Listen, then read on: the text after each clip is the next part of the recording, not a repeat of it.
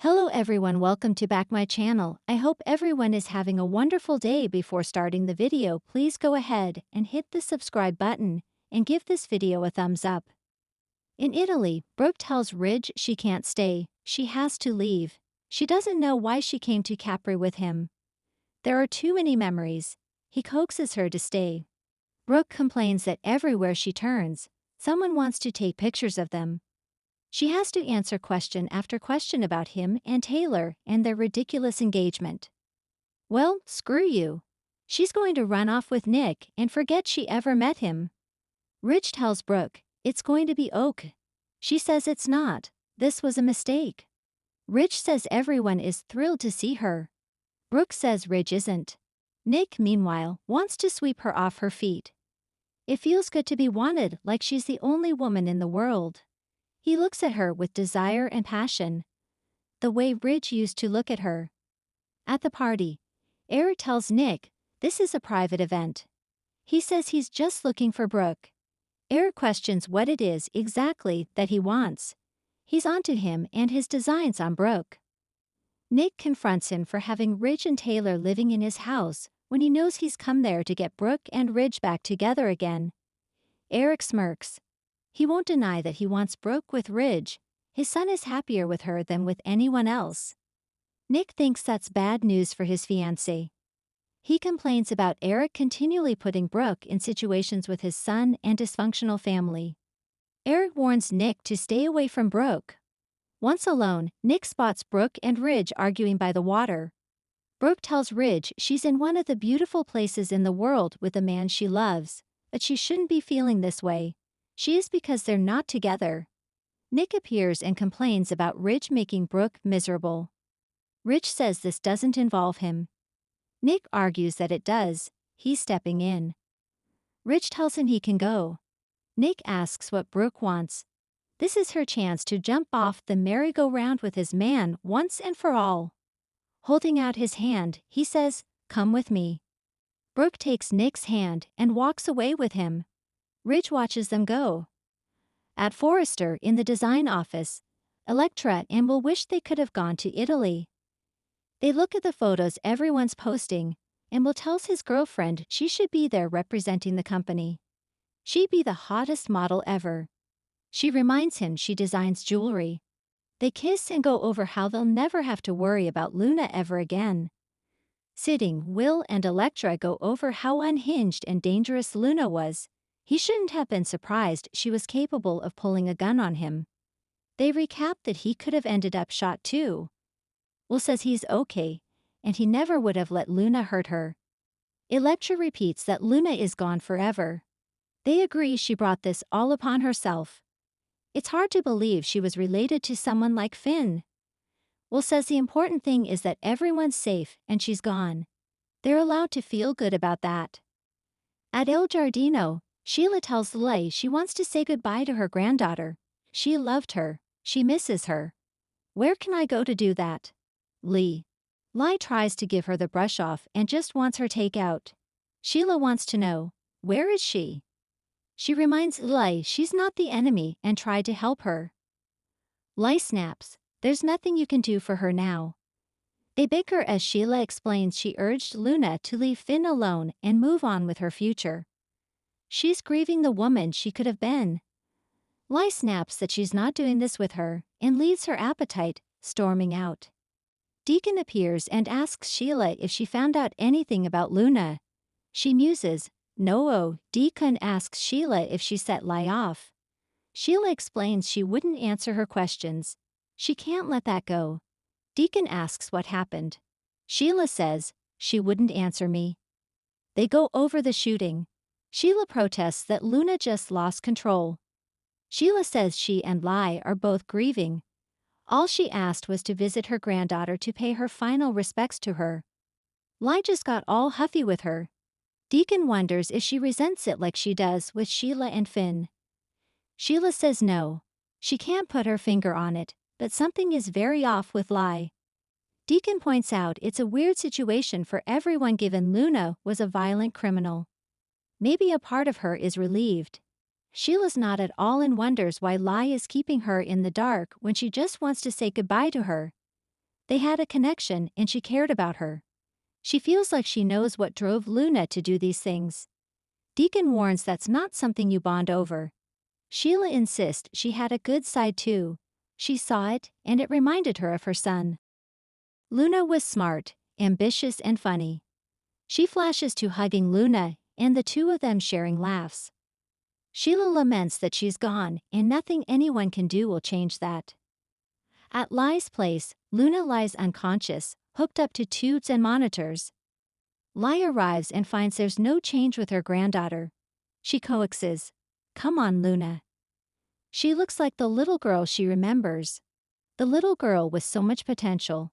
What happened to her? How can you look so peaceful after causing so much pain? She coos, "Open your eyes, Luna." Lai urges Luna to hold on and fight.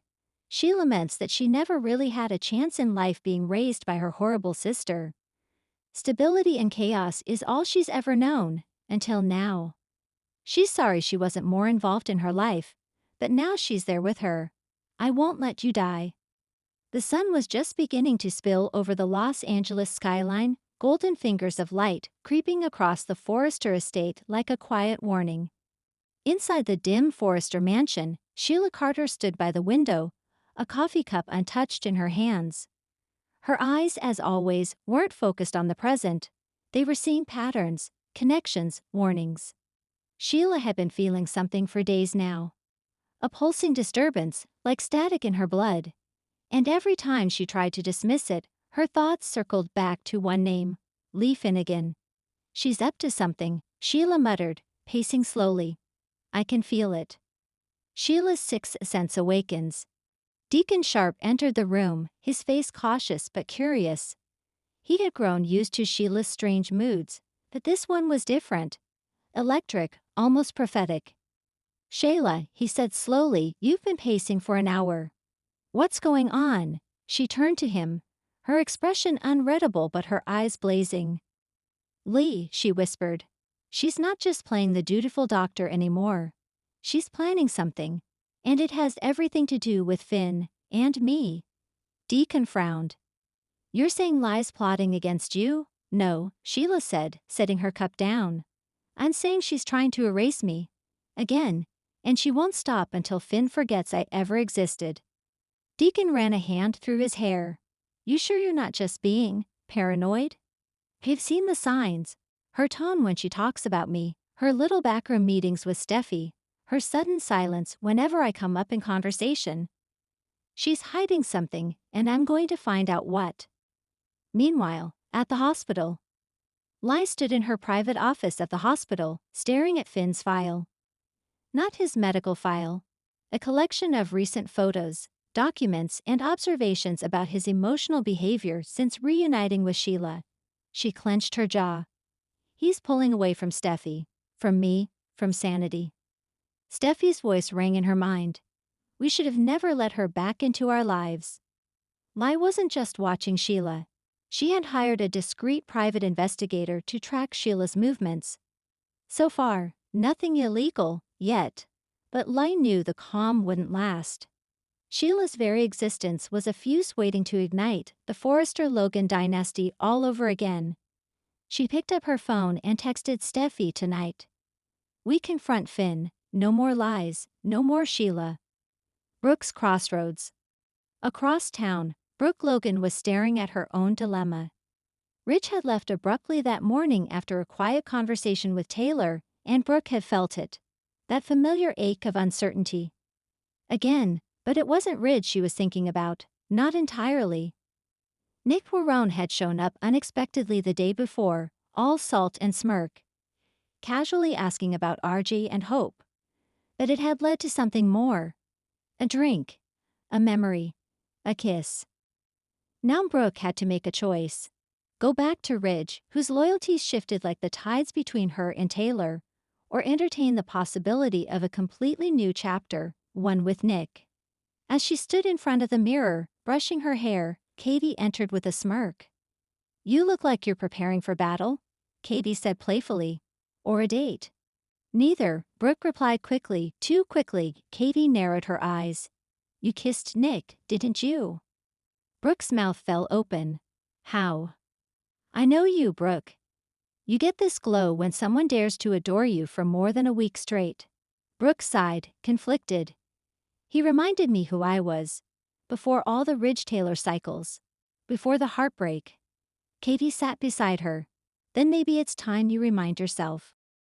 Sheila's shadow. That evening, Sheila's instincts screamed louder than ever. She parked outside Lai's private clinic, dressed in a nondescript hoodie and sunglasses. She wasn't planning anything illegal, just a little recon. From behind a hedge, she saw Lai arrive. Not alone, Steffi stepped out of the car with her. Their voices were low but intense. Sheila couldn't hear the words, but the body language told the story. Urgency, fear, a secret being protected. Sheila's heart thundered. They're planning to cut me out of Finn's life. Again. She slipped away quietly, but her mind raced. If they wanted war, they would get it. But this time, Sheila wasn't going to be blindsided.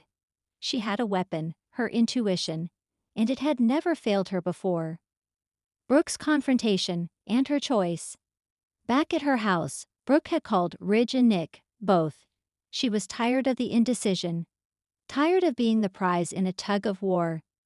They arrived minutes apart, the tension between them sparking before a word was said.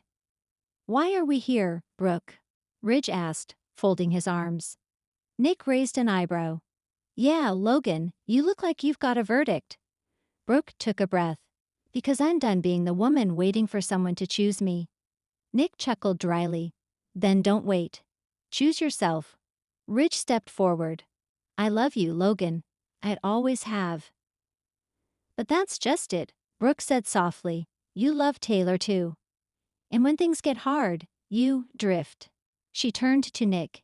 You were chaos, passion, and truth, but we ended for a reason. Then why call us both?